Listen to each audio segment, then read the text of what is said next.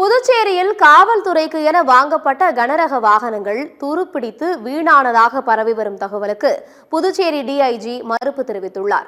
புதுச்சேரி காவல்துறைக்கு சொந்தமான கனரக வாகனங்கள், பேருந்துகள், வேன் உள்ளிட்டவைகள் கேட்பாரற்று நிறுத்தி வைக்கப்பட்டதால் துருப்பிடித்து பழுதானதாக கூறப்படுகிறது.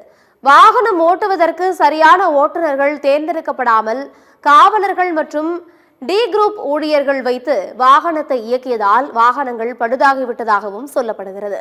இது தொடர்பாக டிஐஜி சத்யசுந்தரிடம் கேட்டதற்கு வாகனங்கள் எதுவும் வீணடிக்கப்படவில்லை என்றும் வாகனம் பயன்படுத்த வேண்டிய காலகட்டம் வரை அவை பயன்படுத்தப்பட்டன எனவும் விளக்கமளித்துள்ளார்.